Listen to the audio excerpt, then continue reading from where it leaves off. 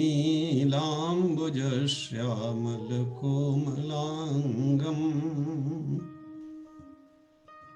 नीलाम्बुजश्यामलकोमलाङ्गम्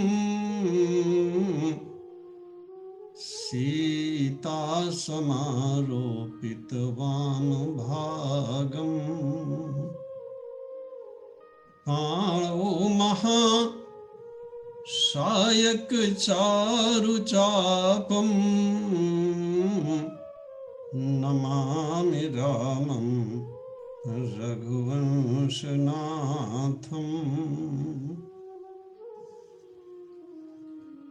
वसुदेवसुतं देवं कंसचाणूरमर्दनम्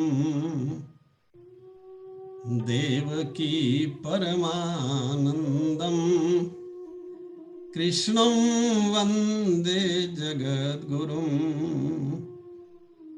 प्रेम से बोलिए भक्तवत्सल भगवान की जय। वृंदावन बिहारी लाल की जय। आदरणीय संचालक महोदय, भगवत कथा रस रसिक रसज्ञ श्रोता वृंद, श्रद्धामयी देवियों, आइए सबसे पहले आप सबको परमात्मा भगवान श्री राघवेंद्र सरकार और माँ जानकी जी के विवाह की बहुत बहुत बधाई और शुभकामनाएं समर्पित करता हूं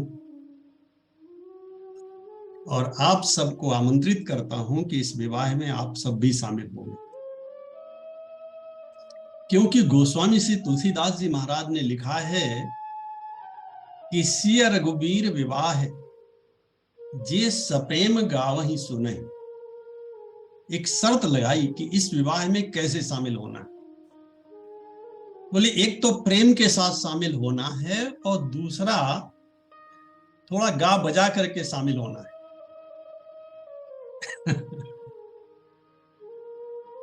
प्रेम के साथ शामिल होना है और गावहि सुने। प्रेम से आनंद में जब जीव उन्मत्त होता है तो गीत गाता है, फिर वो गुनगुनाता है कुछ ना कुछ। तिनका सदा उछाह, देखो ये शब्द बड़े महत्व का है। तिनका सदा उछाह, ऐसे लोगों के जीवन में सदैव उत्साह बना रहता है, सदैव आनंद बना रहता है। सो आइए हम आप सब भी इस विवाह में शामिल होते हैं। अगर आप निष्काम हैं तो महाराज जनक जी की ओर से, और सकाम हैं तो दशरथ जी की ओर से। क्योंकि दो भाव हैं, मनुष्य दो ही प्रकार का होता है। कुछ चाहिए, पिता और पुत्र का जो नाता है वो स्वार्थ का नाता होता है। वहां पिता पुत्र से बदले में चाहता है,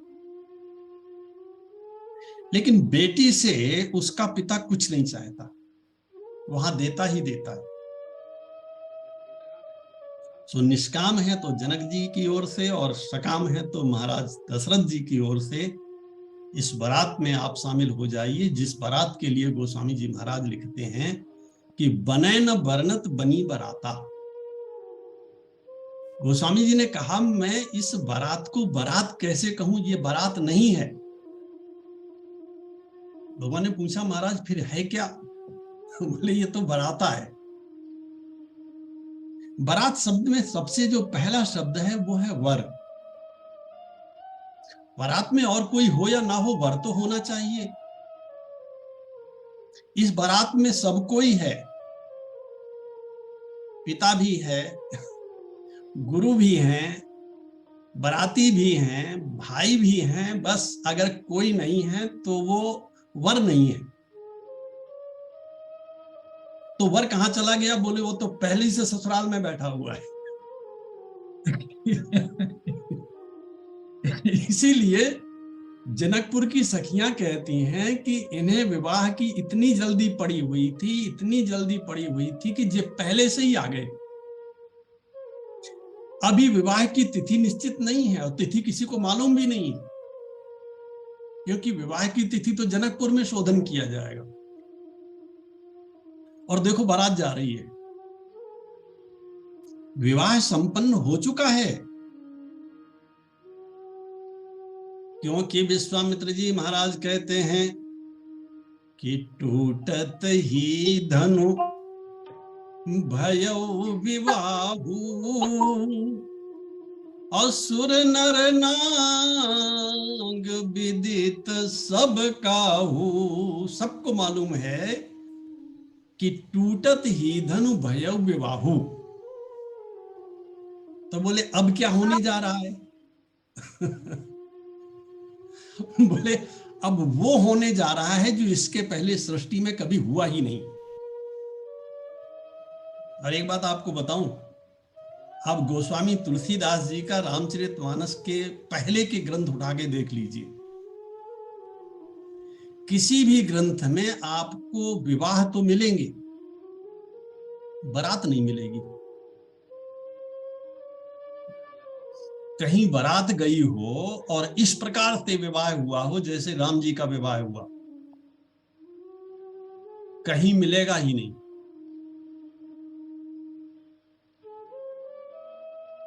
तो महाराज इस विवाह को आप बराता क्यों कहते हैं?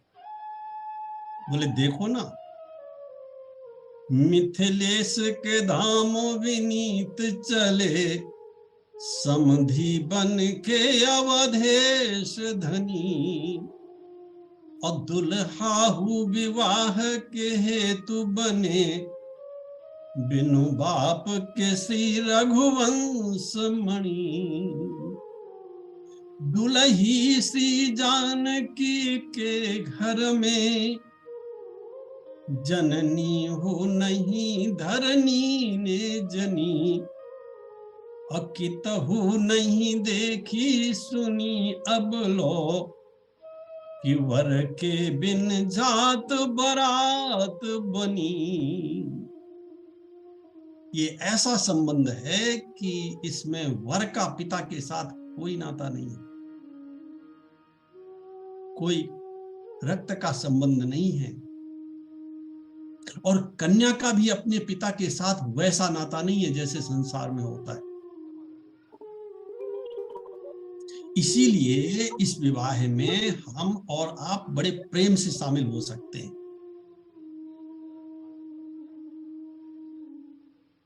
क्योंकि ऐसी बारात इसके पहले कभी हुई ही नहीं।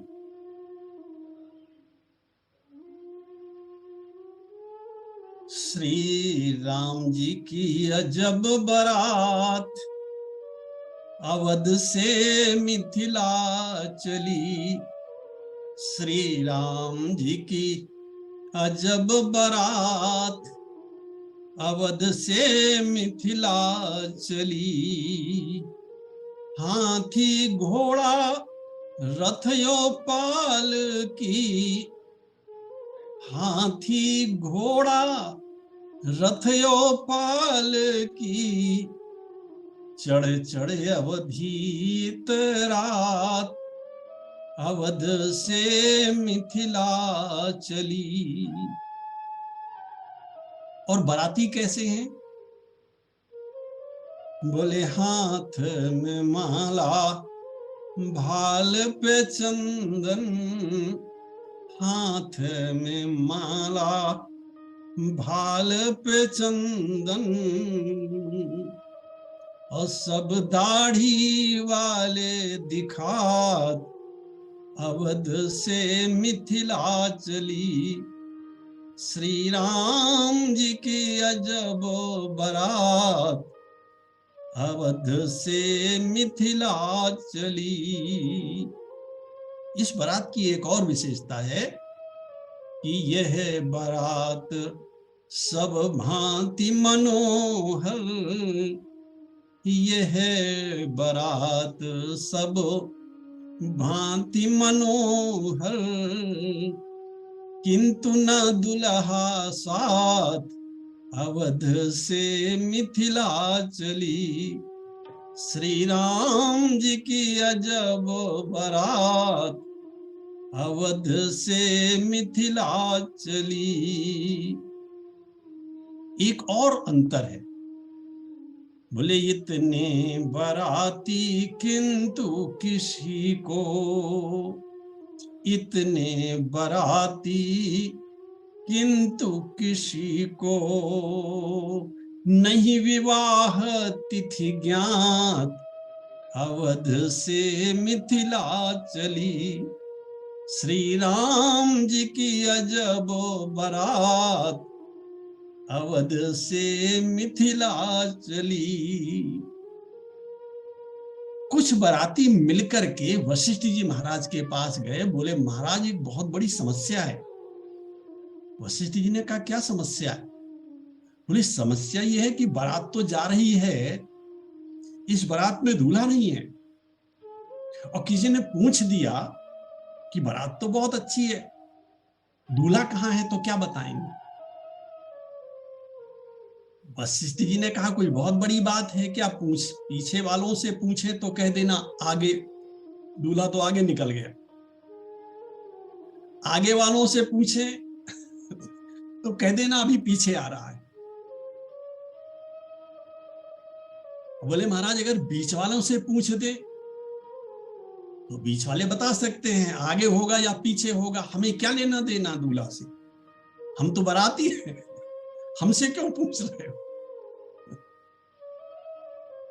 प्रेम से बोलिए भक्त वत्सल भगवान की। सो बिना दूल्हा के ये बारात जा रही है। और जब बारात जनकपुर में पहुंची तो बारात जनकपुर के बाहर ही एक डोम का घर था। देवराज इंद्र आगे आगे चल रहे थे। अब जनकपुर की विशेषता यह है कि जनक भवन के शोभा जैसी, जनक भवन के शोभा जैसी, ग्रह ग्रह प्रतिपुर देखिए तैसी। यहां भेद नहीं है, समरूपता है, एक रूपता है। जैसे दशरथ जी जनक जी का महल है वैसे ही सबके महल हैं। सो सब महलों में रहते हैं। डोम भी महल में रहता है। देवराज इंद्र सबसे आगे आगे थे। उन्होंने बाहर ही देखा, बोले अच्छा अच्छा महाराज ने लगता है शहर के बाहर ही अपना महल बनवाया हुआ है। सो अंदर घुस गए। डोम बेचारा हाथ जोड़ करके खड़ा हो गया, बोले महाराज आप यहां कहां चले आए? वो महाराज जी का महल तो आगे है। इंद्र ने देखा, बोले तुम्हारे यहां जितने बर्तन हैं सबके सब सोने के, इतना बड़ा महल, ऐसे पात्र सोने के। डोम ने बताया महाराज हमारे महाराज जितनी बार भोजन करते हैं उन पात्रों में कभी दूसरी बार भोजन नहीं करते, वे फेंक देते हैं, हम उठा के ले आते हैं।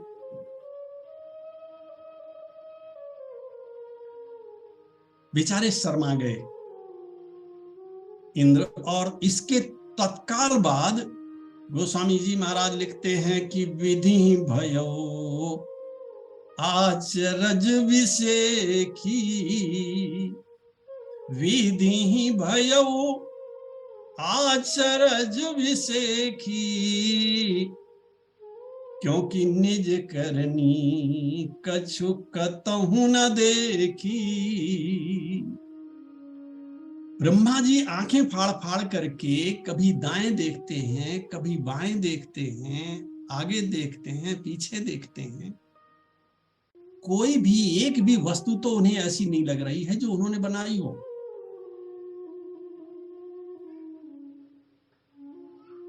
बड़ी विचित्र बात है, पूरा का पूरा संसार ब्रह्मा जी ने बनाया, तो जनकपुर भी तो ब्रह्मा जी ने बनाया होगा। शंकर जी समझ गए ब्रह्मा जी क्या देखना चाहते हैं। शंकर जी ने देवताओं को बुलाया, बोले आपको एक बढ़िया रहस्य की बात बताऊं। देवताओं ने कहा महाराज बताइए। और शंकर जी इतना जोर से बोल रहे हैं कि ब्रह्मा जी को भी सुनाई पड़ जाए। गोस्वामी जी लिखते हैं कि शिव समझाए देव सब जनिया चरज भुलाहु। बोले देखो भाई, यहां आकर के कोई आश्चर्य मत करना। महाराज आश्चर्य कैसे ना करें, यहां तो ब्रह्मा जी की बनाई हुई कोई वस्तु ही नहीं है। बोले हृदय विचार धीर धर सिय रघुवीर विवाह। शंकर जी ने कहा पहले यह तो सोचो कि ब्याह किसका हो रहा है। अभी तो ब्रह्मा जी का जन्म ही नहीं हुआ। क्योंकि सिख हमार सुनी परम पुनीता जगदम्बा जानहु जिय सीता जगत पिता रघुपति ही बिचारी। ये विवाह है जगत माता श्री जानकी जी का और जगत पिता भगवान श्री राघवेंद्र सरकार का विवाह हुआ है। एक बालक था, उसके हाथ में माता पिता के विवाह का एल्बम मिल गया उसे। वो बेचारा देखने लगा उसे सबका फोटो मिला उसमें, और देखते देखते अंत में बेचारा निराश हो गया। माँ ने पूछा बेटा तूने मुंह क्यों लटका लिया? बोला माँ इसमें सबका फोटो है, मेरा फोटो ही नहीं है। माँ ने समझाया बेटा उस समय तेरा जन्म ही नहीं हुआ था, ये हमारे विवाह का है, इसके बाद तेरा जन्म हुआ है, तो तेरा फोटो कैसे होगा? ये सीता और राम जी का विवाह है। जिनकर नाम लेत जग माही सकल अमंगल मूल नसाही। हम तो कल्पना भी नहीं कर सकते इस विवाह की, क्योंकि हम कल्पना करने के लायक नहीं हैं। जिनकर नाम लेत जग माही सकल अमंगल मूल नसाही। अकर तल होहि पदार्थ चारी तेई सिया राम कहो कामारी। तेई सिया राम कहो कामारी। पार्वती मैया शंकर जी के ठीक बगल पर खड़ी थी, क्योंकि वे भी विवाह में शामिल हुई थी। आज उन्होंने शंकर जी से कहा, बोले महाराज ये तो सब ठीक है, लेकिन आज आप राम जी की ओर मत देखना। शंकर जी ने कहा क्यों? ऐसे ही हम आपसे कह रहे हैं, और अगर देखना तो तीसरा नेत्र मत खोलना। शंकर जी ने कहा देवी इसका कारण क्या है?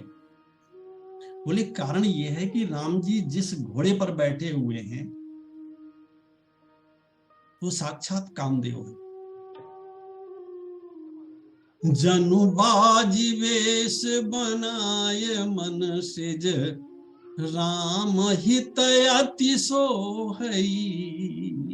जनु बाजी वेश बनाय मन सिज, मनसी जातः इति मनसिज कामा। देहि जेहि तुरंग पर राम विराजे, गति विलोक खगनायक लाजे। और ऐसी गति क्यों है? क्योंकि ये काम है।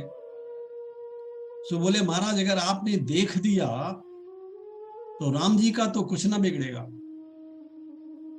लेकिन घोड़ा ना बचेगा, इसलिए आप राम जी की तरफ देखिएगा नहीं। शंकर जी ने कहा नहीं देवी, मेरे नेत्र से केवल आग ही नहीं बरसती है, जल भी बरसता है। तुलसीदास जी महाराज लिखते हैं कि अन्य लोगों को आनंद होता है और भोलेनाथ भगवान शंकर तो 15 नेत्र खोल करके राम जी के इस विवाह का दर्शन करते हैं। सो इस विवाह में परछन हुआ, पाद प्रक्षालन हुआ, पाणी ग्रहण हुआ, सिंदूर बंधन हुआ और सबसे अंत में ग्रंथि बंधन हुआ। देखो ये उसका विवाह है जिसका नाम लेने से जीव की जन्म जन्मांतर की गांठें खुल जाती। आज वही भगवान वेद में लिखा हुआ है, विद्यते हृदय ग्रंथि छिद्यन्ते सर्व संशया, क्षीयन्ते चास्य कर्माणि तस्मिन् दृष्टे परावरे। उस परमात्मा का केवल दर्शन कर लेने मात्र से जीव के हृदय की गांठें खुल जाती हैं और सारे संशय छिन्न भिन्न हो जाते हैं। आज वही भगवान ग्रंथि बंधन में बांधे गए। सो एक कवि लिखता है कि जोरी गई गांठ, जोरी गई गांठ पट पीत चूनरी के साथ, और देखत ही मोहे मन जड़ित जड़ावरी। वेदन की साखें पढ़ भाखें मुनि लोक रीति, एते में अनूप एक बनत बनावरी। बिंदु कवियानन सिया को देख दूल्ह जू। राम जी ने श्री किशोरी जी की ओर देखा, सुबिंदु कवियानन सिया को देख दूल्ह जू। वहीं खड़े रहे नागे बढ़ो पावरी, अब भूल गई मंडप। राम जी तो जहां थे वहीं खड़े रहे, क्योंकि किशोरी जी को देखा और अपने आप को भी भूल गए। लेकिन किशोरी जी भी भूल गई, भूल गई मंडप खम श्री किशोरी जी सो, सांवरे शरीर की ही देन लगी भामरी। उसी समय सखियां गीत गाने लगी कि आजो मिथिला नगरिया, निहाल सखिया आजो मिथिला नगरिया, निहाल सखिया आजो मिथिला नगरिया, निहाल सखिया।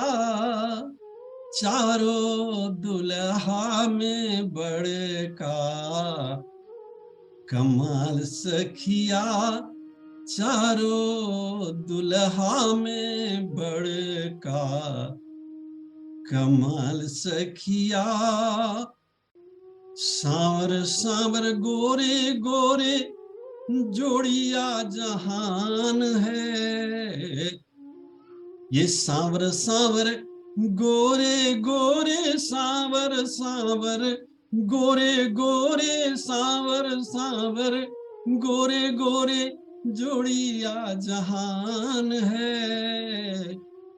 अखियां भी दीख लीना सुन लीना कान है, जुग जुग जीवे जोड़ी, ये जुग जुग जीवे जोड़ी, बेमिसाल सखिया आज मिथिला नगरिया। निहाल सखिया चारों दुल्हा में बड़का, कमाल सखिया गगन मगन आज मगन धरतिया। गगन मगन आजो गगन मगन आजो मगन धरतिया। देख देख दुल्हा जू के सांवली सुरतिया। बाल वृद्ध नर नारी सब बेहाल सखिया। बाल वृद्ध नर नारी सब बेहाल सखिया। चारों दुल्हा में बड़का, कमाल सखिया चारों दुल्हा में बड़का, कमाल सखिया। जिनके लाग जोगी मुनि जप तप कैलनो, जिन परमात्मा को पाने के लिए बड़े बड़े ऋषि मुनि हजारों हजार वर्ष की तपस्या करते हैं, साधना करते हैं। जिनके लाग जोगी मुनि, जिनके लाग जोगी मुनि जप तप कैलन, सोई हमार मिथिला अब हमारो भैलन। आज लोढ़ा से सिकाई यही कर गाल सखिया। ये जनकपुर की एक रिवाज है, सासू माँ लोढ़ा को थोड़ा सा हल्का सा गर्म करके उस लोढ़े को दूल्हा के गाल पे लगाती है। सो आज लोढ़ा से सिकाई यही कर गाल सखिया। आज मिथिला नगरिया निहाल सखिया। जितने बड़े बड़े साधक हैं उन्होंने राघवेंद्र सरकार का यह रूप देखा। सिर पर मोर बंधी हुई है, बोले इससे सुंदर रूप भगवान का कोई हो ही नहीं सकता। उन्होंने कहा बस बस, जो साधना का फल था वह मिल गया, जो साधना का लक्ष्य था वह मिल गया, जो ध्यान का सच्चा स्वरूप था वह हमें आज मिल गया। आज भी जनकपुर के जो संत हैं वे कहते हैं कि अपने मिथिला देश में ऐसा रूप तो परमात्मा का कभी कहीं नहीं देखा, क्योंकि अपने मिथिला देश में धारे दूल्हा वेश, याते यही उपासना चाहिए हमें हमेश। विवाह संपन्न हुआ, इसके बाद कोहबर में जाने की नौबत आई। अब वहां तो केवल स्त्रियां ही होती हैं। जिसकी थी तरह लक्ष्मण जी ने कहा हम अपने भैया को अकेले कभी छोड़े नहीं, सो बिना भैया के हम रह नहीं सकते। अगर हम नहीं जाएंगे तो राम जी भी नहीं जाएंगे। सखियों ने कहा अपने को बहुत मानते हो, आप भी आ जाओ। किसी तरह से लखनलाल जी को कोहबर में प्रवेश मिल गया। गोस्वामी जी महाराज लिखते हैं कि कोहबर ही आने कुंवर कुंवर सुवासिन सुख पाई के, कर प्रीति लौकिक रीति लागी, करन मंगल गाई के। सखियों ने गीत गाना शुरू किया कि धरे ध्यान सुनो धनुधारी। और कारण ये था कि राम जी नीचे की ओर सिर झुकाए हुए थे,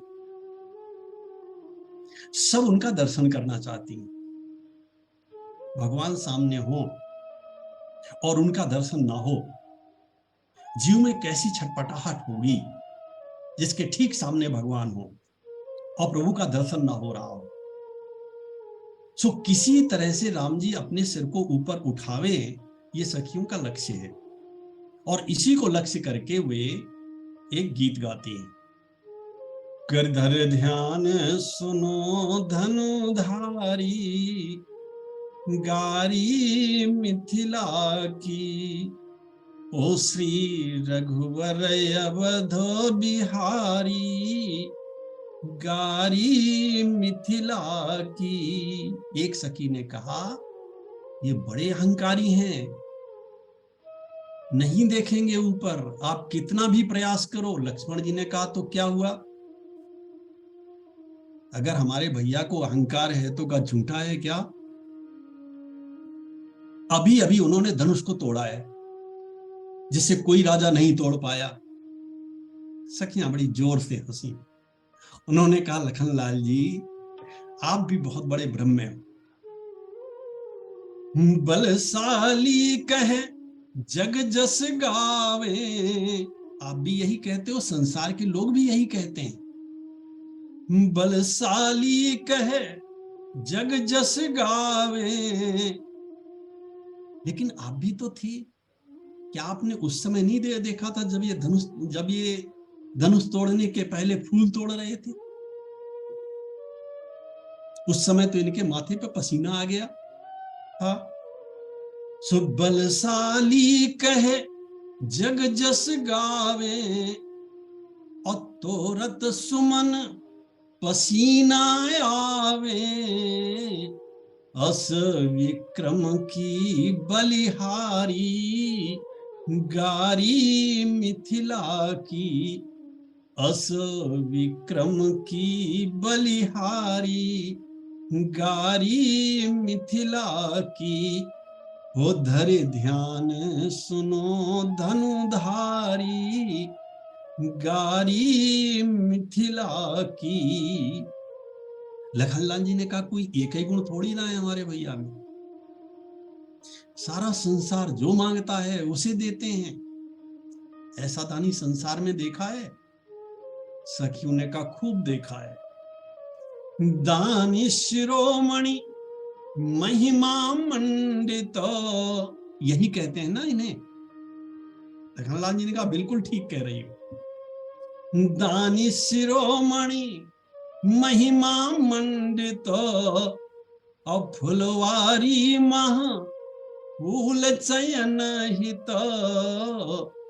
बने मलियन आगे भिखारी, गारी मिथिला की। उधर ध्यान सुनो धनुधारी, गारी मिथिला की। लखनलाल जी कहाँ हारने वाले थे? अरे बोले, अभी कुछ दिन पहले ही इन्होंने गौतम ऋषि की पत्नी अहिल्या का उद्धार किया है किसी में ऐसी सामर्थ्य जो पत्थर को नारी बना दे?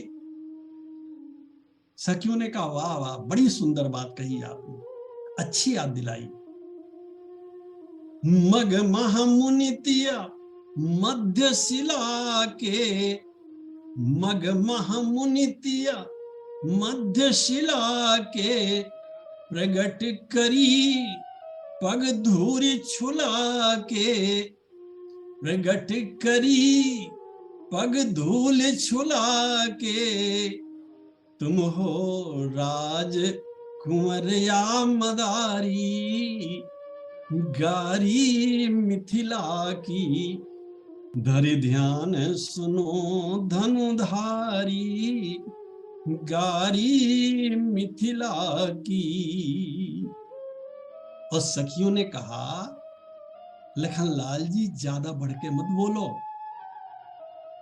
नहीं तो आपका जो कच्चा चिट्ठा है हम खोल के रख देंगे। लखनलाल जी ने कहा, इससे आगे क्या बोलोगी? इससे आगे बोले, ये बोलेंगे कि बिना बुलाए आए हो, निमंत्रण नहीं दिया आपको। धनुष यज्ञ सुनी ब्याह उमंग में, और ब्याह करने की इतनी जल्दी थी कि बिना न्योता के चले आए। धनुष यज्ञ सुनी ब्याहे उमंग में, बिनु चिट्ठी कौशिक मुनि संग में, बिनु चिट्ठी कौशिक मुनि संग में, बनि आए कमंडल धारी, गारी मिथिला की, धरि ध्यान सुनो धनुधारी, गारी मिथिला की, उसी रघुवर अवधो बिहारी, गारी मिथिला की। लक्ष्मण जी ने कहा नहीं, आई थी चिट्ठी। सखियों ने कहा नहीं आई थी चिट्ठी। लक्ष्मण जी ने कहा नहीं, आई थी चिट्ठी। सखियों ने कहा हम भी तो वही कह रहे हैं जो आप कह रहे हो, नहीं आई थी चिट्ठी। देखो एक ही सेंटेंस है और दोनों बोल रहे हैं, काक वक्रोक्ति है यहां। एक कहता है नहीं आई थी चिट्ठी, दूसरा कहता है नहीं आई थी चिट्ठी। एक में आने की बात है और दूसरे में नहीं आने की बात है। अंत में लक्ष्मण जी ने कहा चलो सब बातें छोड़िए, हमारे भैया जितने सुंदर हैं, ऐसा संसार में कोई सुंदर है क्या? 3 नगर हैं, एक है अयोध्या, दूसरा है लंका और तीसरा है जनकपुर। राम जी ने अयोध्या को शील के द्वारा, लंका को बल के द्वारा और जनकपुर को अपने सौंदर्य के द्वारा जीता है। क्योंकि राम लखन दो बंधुवर, रूप शील बलधाम। स्वरूप के द्वारा उन्होंने जनकपुर को जीता है। तो अगर भैया नहीं ऊपर देख रहे हैं तो क्या फर्क पड़ता है? सखियों ने कहा लाला बहुत फर्क पड़ता है। सुंदरता अभिमान में सीना, इन्हें सुंदरता का बड़ा अभिमान है ना। सुंदरता अभिमान में सीना, तान चले पर आयो पसीना,